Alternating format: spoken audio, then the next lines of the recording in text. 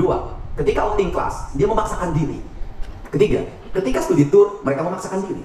Empat, ketika perpisahan, memaksakan diri. Dari memaksakan diri itu, mereka cari uang kemana? Pinjaman. Dengan bunga tinggi. Ada OSIPA, ada NBK, ada Bank Emok, ada Bank Keliling, ada pinjol. Garis di Jamban saya punya analisis. Di setiap RT ada komunitas ibu-ibu sekitar 10 orang. Dia adalah kaki tangan dari peredaran uang gelap itu dengan bunga tinggi.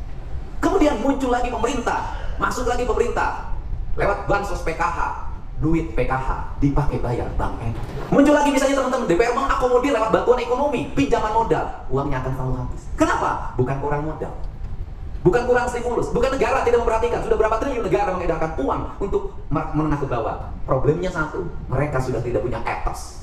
Problemnya satu, mereka sudah tidak ingin lagi bekerja dengan baik. Problemnya satu, mereka hanya ingin menikmati. Problemnya satu, uang dikonsumsi bukan menjadi modal kerja. Untuk itu diperlukan apa? Perubahan mindset. Uang bisa diedarkan dan melahirkan pertumbuhan. Manakala mindset manusia sudah berubah, maka ekosistemnya harus dirubah. Maka saya lagi melakukan revolusi.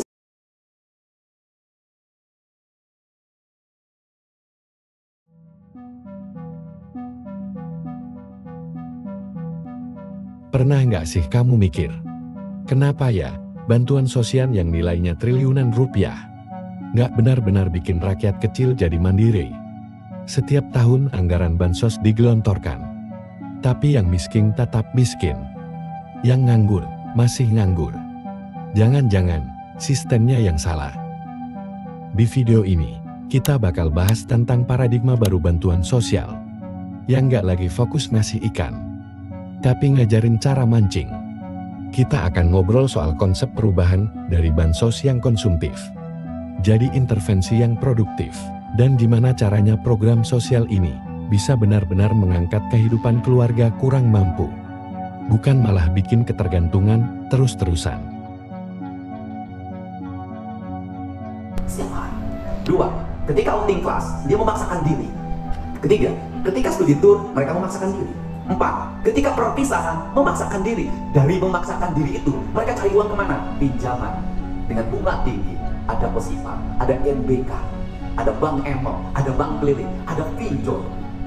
Garis di Jamban saya punya analisis. Di setiap RT ada komunitas ibu-ibu sekitar 10 orang. Dia adalah kaki tangan dari peredaran uang gelap itu dengan bunga tinggi. Kemudian muncul lagi pemerintah, masuk lagi pemerintah lewat bansos PKH, duit PKH dipakai bayar Bank Emok. Muncul lagi misalnya teman-teman DPR mengakomodir lewat bantuan ekonomi, pinjaman modal, uangnya akan selalu habis. Kenapa? Bukan kurang modal, bukan kurang stimulus, bukan negara tidak memperhatikan. Sudah berapa triliun negara mengedarkan uang untuk menengah ke bawah. Problemnya satu, mereka sudah tidak punya etos. Problemnya satu, mereka sudah tidak ingin lagi bekerja dengan baik. Problemnya satu, mereka hanya ingin menikmati. Problemnya satu, uang dikonsumsi bukan menjadi modal kerja. Untuk itu diperlukan apa? Perubahan mindset.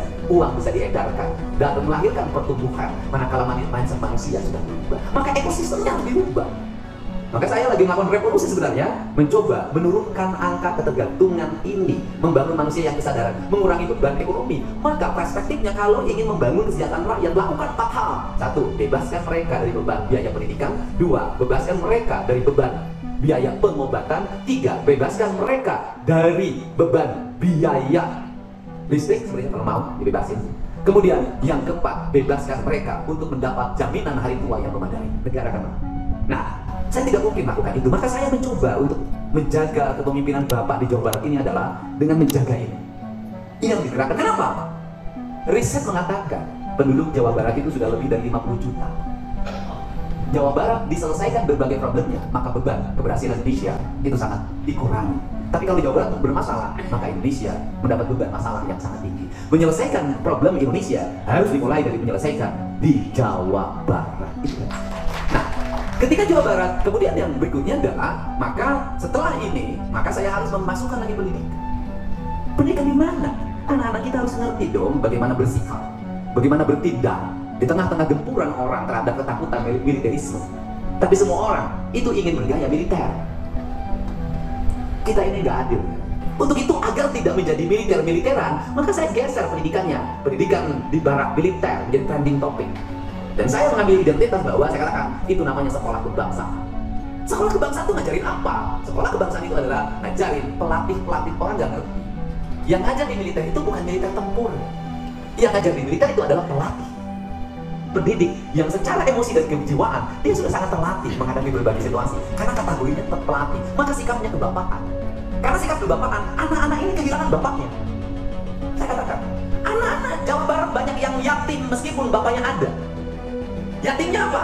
Tidak ada lagi yang membangunkan dia ketika jam 4 pagi, itulah ayah. Tidak ada lagi yang menegur, itulah ayah. Tidak ada lagi yang berani menjewer kupingnya, itulah ayah. Bahkan dulu zaman saya mungkin berani mengumpul dengan sapu ini. Negeri ini, anak-anak kita hari ini kehilangan figur ayah. Ayah yang punya prinsip dalam hidupnya, ayah yang menghamparkan harapan, ayah yang punya ketegasan, ayah yang tumbuh menjadi seorang maskulin, tetapi hatinya feminin. Maka, berdasarkan analisis para psikolog dan grafolog yang saya libatkan hampir 800 orang, kesimpulan mereka cuma satu: di barak militer itu mereka mendapatkan sentuhan seorang ayah. Di barak militer itu mereka mendapatkan belayan seorang ayah. Di barak militer itu mereka mendengar suara yang tegas dari seorang ayah. Di barak militer itu ada ayah yang membetulkan tali sepatunya. Di barak militer itu ada ayah yang membetulkan kancing bajunya. Di barak militer itu ada ayah yang membetulkan kerahnya. Di barak militer itu ada ayah yang membetulkan pecinya. Di barak militer itu mereka mendapatkan idola baru, ayah yang hadir dalam kehidupannya. Maka hari ini anak-anak yang lulusan barak militer, mereka berpesan ingin berkumpul lagi, ingin bertemu dengan ayahnya. Kenapa? Di antara mereka sudah banyak yang tidak bertemu ayahnya, korban perceraian, ibunya di Taiwan, ayahnya kawin lagi. Ini problem yang terjadi di masyarakat Jawa Barat, dan ini tidak bisa diselesaikan dengan hanya membagikan uang bos, uang PIP, tapi harus ada sentuhan psikologi, sosiologi dari pemimpin yang menghadirkan anak-anak di tengah-tengah mereka, yang menghadirkan ayahnya, yang menghadirkan ibunya. Maka keberadaan pemimpin itu dia hadir sebagai pengganti ayah dan ibu. Selama bertahun-tahun, pola bantuan sosial di Indonesia kebanyakan berbentuk cash transfer alias bantuan langsung tunai. Misalnya, program PKH BLT, bantuan sembako, dan sebagainya. Tujuannya tentu baik untuk membantu masyarakat yang terdampak kemiskinan, kehilangan pekerjaan, atau kesulitan ekonomi. Tapi faktanya di lapangan, banyak penerima bansos yang terus-menerus menerima bantuan tanpa pernah benar-benar bisa lepas dari status kurang mampu. Ada yang bilang, kalau bantu terus, mereka jadi manja dan nggak mau usaha. Tapi itu bukan sepenuhnya salah mereka juga. Sistemnya yang selama ini cuma menambah luka, tanpa menyembuhkan akar masalahnya. Disinilah masalah besar muncul. Ketergantungan. Bantuan sosial yang seharusnya jadi jembatan sementara, malah jadi tempat tinggal permanen. Masyarakat jadi pasif, menunggu bantuan datang, bukan menciptakan solusi. Bahkan ada fenomena bansos adik, di mana keluarga sengaja nggak meningkatkan pendapatan, supaya tetap masuk dalam daftar penerima bantuan. Dan parahnya lagi, ada ketimpangan data, yang benar-benar butuh, kadang malah nggak dapat. Yang rumahnya udah 2 lantai, mobil 2, malah masih nerima bantuan. Nah, karena itulah sekarang muncul paradigma baru. Bantuan sosial berbasis pemberdayaan. Nggak cuma ngasih uang, tapi juga ngasih alat, pelatihan, dan modal. Contohnya, ibu-ibu penerima PKH sekarang dilatih bikin usaha kecil. Keluarga miskin difasilitasi pelatihan digital, wirausaha, hingga pertanian urban. Anak-anaknya disiapkan jadi generasi pekerja produktif, bukan generasi penerima bantuan. Kang Deddy Mulyadi, dalam beberapa kesempatan, juga menegaskan, kita harus ubah bansos jadi alat membangun harga diri, bukan memanjakan, tapi memerdekakan. Dan ini bukan sekadar teori. Di beberapa daerah, program seperti Cash for Work, padat karya tunai, hingga pendampingan UMKM mulai membuktikan diri. Penerima bantuan pelan-pelan mulai bangkit. Dari yang tadinya hanya menerima, kini bisa memberi. Artinya, perubahan itu mungkin.